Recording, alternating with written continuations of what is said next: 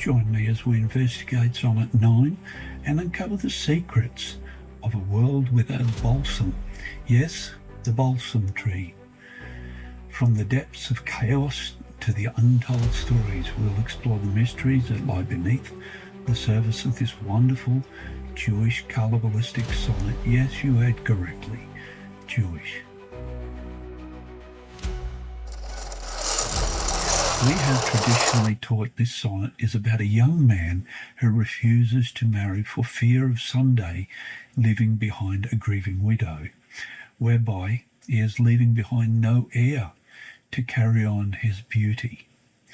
I'll reveal what it really means, having discovered the true sources used by the poet. Welcome to this lecture. I'm Peter Matthews. Today, my guest in original pronunciation is Luke Amadeus Ranieri, a Latin and Greek scholar using the research of David and Ben Crystal. I particularly like his accent and his skill. I'll play it for you now. Is it for fair to wed a widow's eye that thou consumest thyself in single life? Ah, if thou Isulus shalt apt to die, the world will wail thee like a makeless wife. The world will be the widow, and still weep that thou no former they'st left behind. When every private widow well may cape, be children's eyes or husband's shape in mind. Look what an unthrift in the world doth spend, shifts but his place, for still the world enjoys it. But beauty's was doth in the world an end, and kept unused the user so destroys it. No love toward others in that bosom sits, that on himself such murderous shame commits. As normal, I'll open with Hebrew Gematria because Hebrew Gematria sets the tone for the sonnet.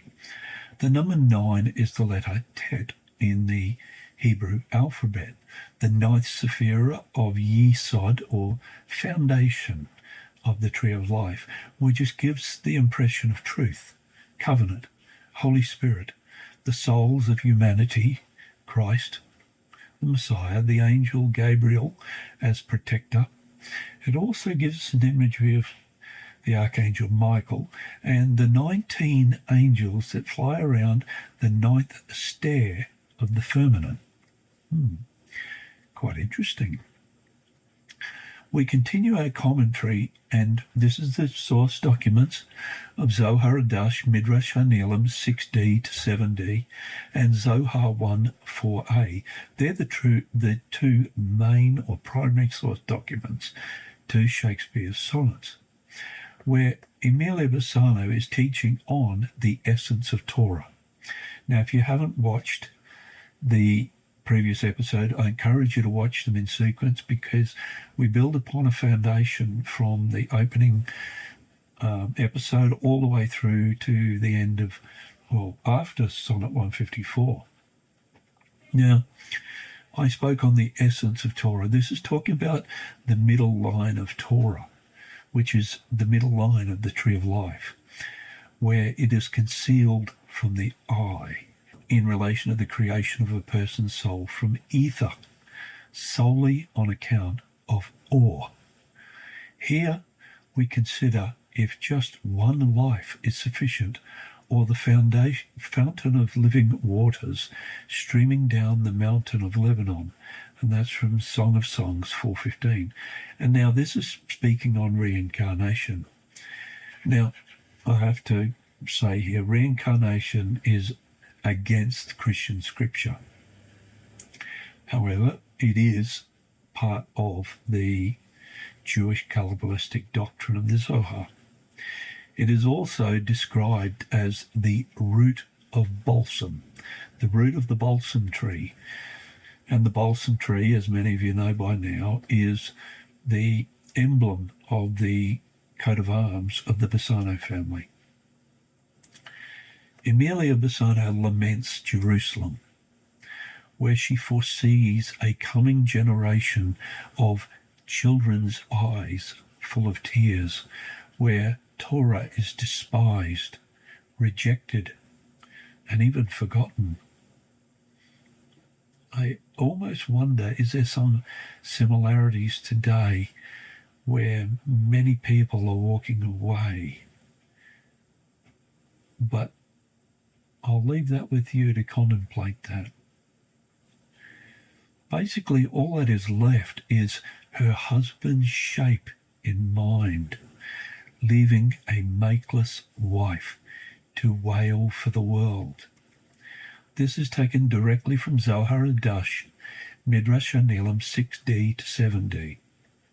Now, the imagery of the widow's eye is the first secret code by Emilia Bassano, connecting to the eye of wisdom shall discover. And it goes on talking about the widow's might in Salve, Deus, Rex Judaeorum, where she used the imagery of Ovid's idiom of don't fly too close to the sun. And the young Phaeton in Salve that she uses, and it's from Ovid's Metamorphoses, who requested of his father Phoebus, who is in the text a great god of glorious light, to give him the fiery hot chariot to ride around the sun for a day. So, unfortunately, Phaeton perished in the flames because of fear by dropping the reins. And while the horses veered off course, it said, they scorched the earth, bringing the blood of all the Ethiopians to the surface, so their skin turned black, and Libya became a desert, leaving the nymphs to weep bitterly for the lakes and fountains. What an interesting imagery that Emilia would use for her dark-skinned family, inserting it in Salve as a key to unlock the sonnets that clearly exhibit for fear to wet a widow's eye. Here Emilia leads into her famous lines in Salve, in sex or sense.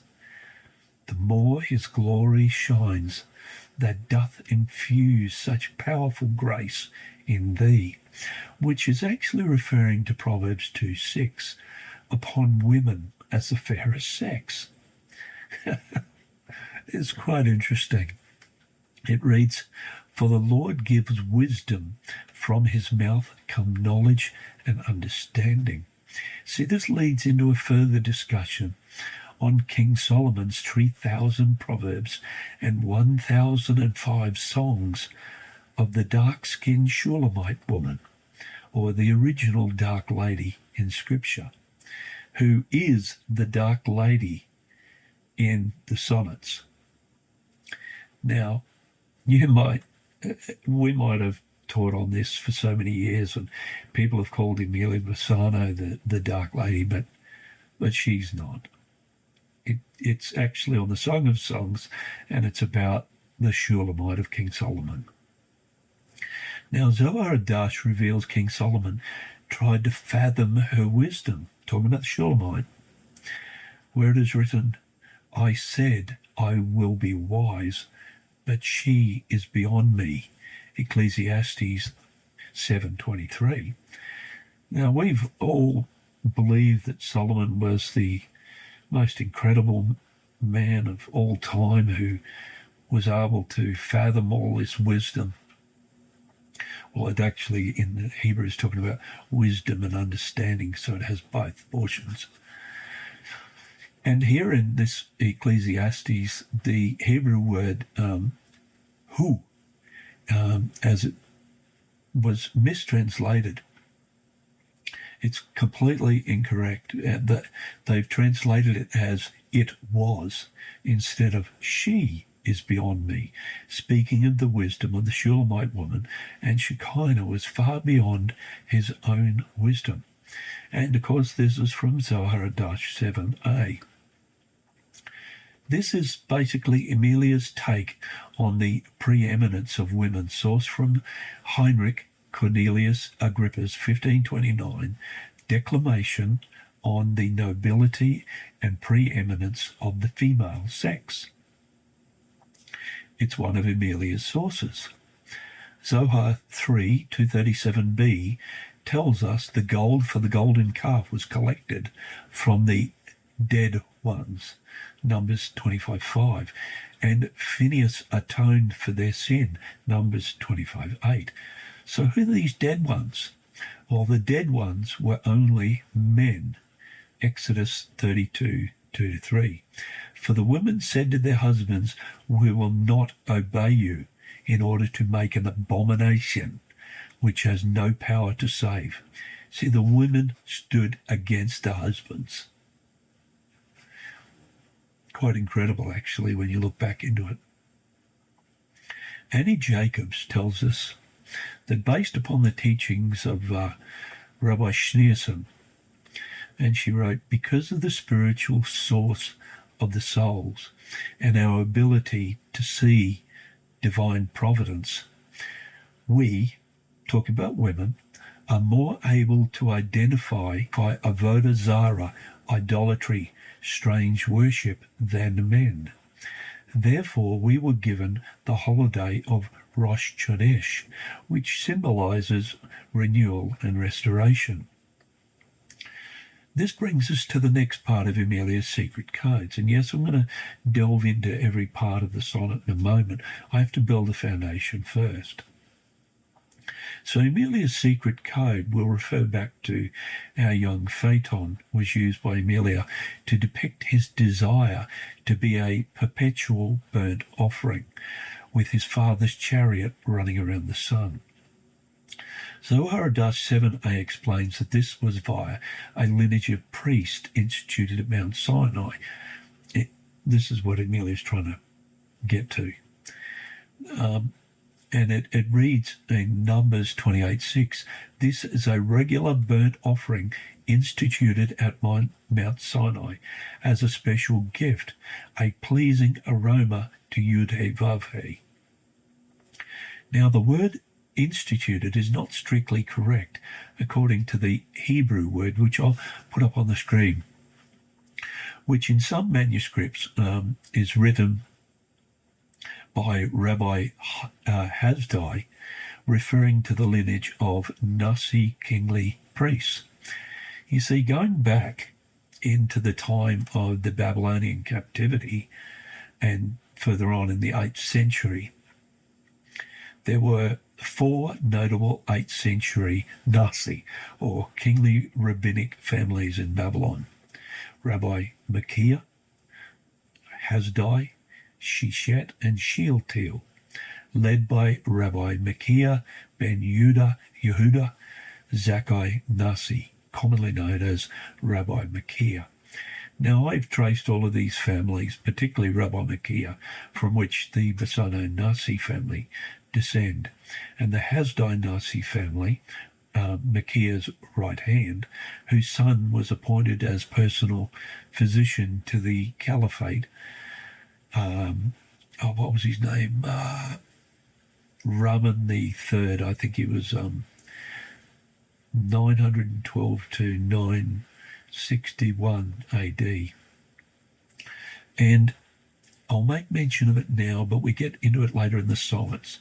Rabbi Machiah has a connection to the Merovingian dynasty of the French. And I'll lay that out there because his brother also served the royal court. And I'll get to that in a later sonnet because Amelia lays it all out for us. And it's quite incredible, actually, when you look into it. So Amelia certainly understood Zohar Adash 7a, where it was not merely instituted, but it was offered up perpetually on Mount Sinai. For if our fragrant offerings of balsam were to cease, woe to that generation. And this is where the sonnet comes in. For the world will wail like a makeless wife.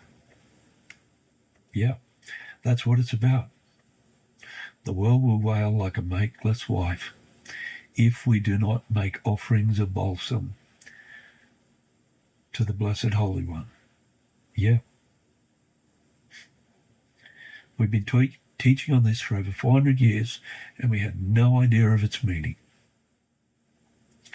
Let us expound on this thought with Zohar 1:4a, and then we'll return to this passage in a moment and connect the two.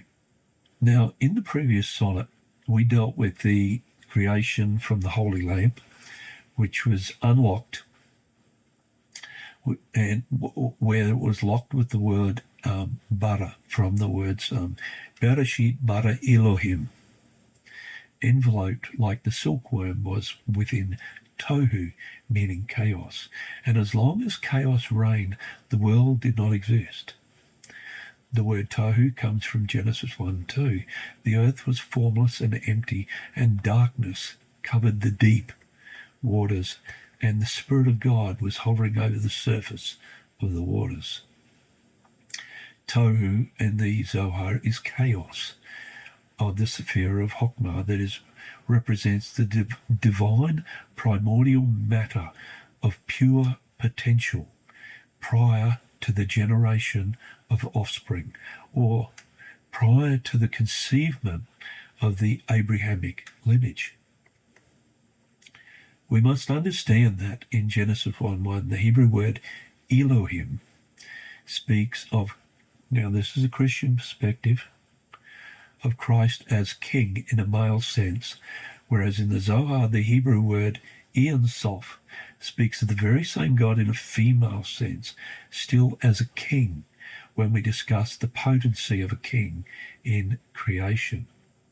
Essentially, Ein Sof is a nameless being without end. That's what the Zohar tells us.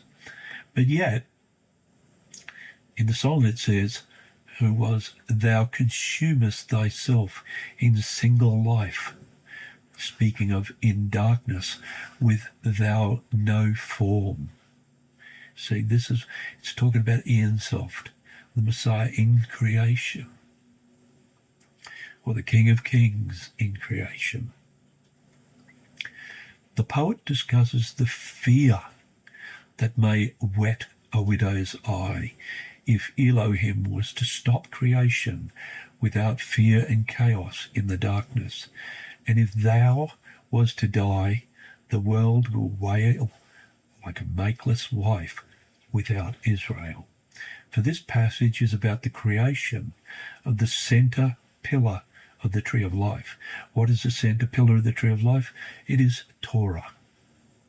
Shekinah represents the glory of God, but also the Davidic kingly dynasty of the poet, who descends from Abraham to King David to Solomon and so on. The gate opened when Abraham first appeared, and the middle line was created. Everything was concealed in the word bara, creating the pillar on offspring. When they were transposed, ever, or organ, a holy foundation upon which the world stands. Now, the next portion in the sonnet, by children's eyes, her husband's shape in mind, is an interesting verse because letters were aroused to complete one side and the other side of the tree of life, or the pillars of the tree of life, both male and female. It produced two mems, or two holy names, one being Elohim and the other being Abraham, or Abraham. These are the names of heaven and earth, seen through the eyes of her children. Yep, that's what it means. There is nothing more favorable in the eyes of the Creator than one who loves him properly. So now you understand what that verse means. Now, if we return to Zohar 7a, we find Rabbi Eliezer teaching Rabbi Akiva on the Song of Songs 4:15, where King Solomon is writing on his dark lady of wisdom as living water.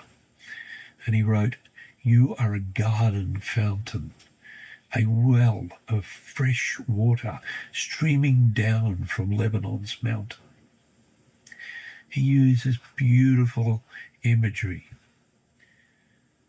And Rabbi Eliezer teaches on the fundamentals of the better angels from my sight and the speech of spirits that we'll discuss in Sonnet 144, and the constant stars in Sonnet 14, or the knowledge of the windows of the sun in Sonnet 24, and the method of calculating time used throughout the sonnets.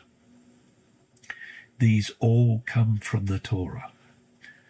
Now, Emilia says from the Zohar, woe to that generation who despise Torah. The Australian Zoharic commentator Nathan Wolski described this as a time when the generation endures through the breath of children, because when they are older, Torah is forgotten. By children's eyes, her husband's shape in mind.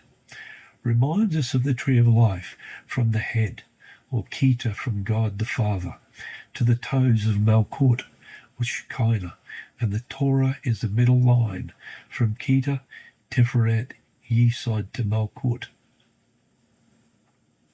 What a beautiful imagery. As we continue our commentary of Zohar 1:4a, the poet cries, as Rabbi here prostrates himself on the ground, crying out, "Dust, dust, how stubborn are you? How stubborn you are! How imprudent!" He wept and fasted for 80 days, and in a vision he learned, happy is one who enters here without shame and stands in that world as a sturdy pillar. What's he referring to? He's talking as a sturdy pillar of Torah. Emilia was captivated by reading the brilliance of Zohar, then pondered the unthrift in the world doth spend, or the wasteful improvidence, the decay of man, rulers thinking they can conquer land and shift wealth, forget the poor, boast of their riches, and even stolen relics from the temple. It's still going on today, as we all know. This is what Emilia meant by, for still the world enjoys it. From the Sonnets. They say, why should I fear troubles come? Why should I fear? Well, they're going to come. Emilia drew inspiration from Psalm 49, particularly verse 7, where the psalmist wrote, "Yet they cannot redeem themselves from death by paying a ransom to God." So if you think you're going to pay your way into the kingdom of God, think again. It's not going to happen.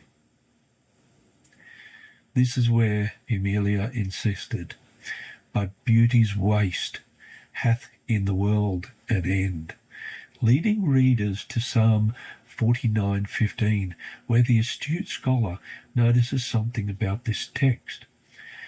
It tells us, "But as for me, God will redeem my life. He will snatch me from the power of the grave." This is speaking of snatching them from the angel of death. In this case, now the angel of death is often referred to as Azrael, but in this case it's referring to the Archangel Michael, who would redeem a life and snatch them from the power of the grave. Archangel Michael is the protector of the Sephira of Tiferet, the center of the tree of life. See, Tiferet can represent the entire tree of life. It's a beautiful imagery. Each of the Sephirot have an archangel protector. Kita is Metatron, Bina, Zafkiel, Hokmah, Raziel, Gevura, Kemael, Hesed, Sadakil, Tiferet, Michael. Hod is Raphael, Netzah, Haniel, Yesod Gabriel, and Malkut is Sandalphon, or on occasion Shekinah. Now, Sandalphon is the largest archangel of all, who can traverse the universe in one bound, and he stands behind the Blessed Holy One, protecting him from behind. He towers above the Lord. Conversely, there are 10 fallen angels who fight against the archangels of light, and Emilia studied both sides so that she understood. And this is why the sonnets had to be published in a pseudonym, because anybody who taught on this was burnt at the stake. Where are we? We have Thamiel, Chagdiel, Sathriel, Gamchikoth. Oh my goodness, I got some weird names. Golab, Tagarini, Harab Serap, Samael, Gamaliel. I thought that was an interesting one, considering Gamaliel was a high priest. And the L word, which I'm going to put these up on the screen because I definitely do not like to pronounce her name. Now, L is the opposing force to Shekinah. They represent a shadow of chaos, forces below, ruled by Satan.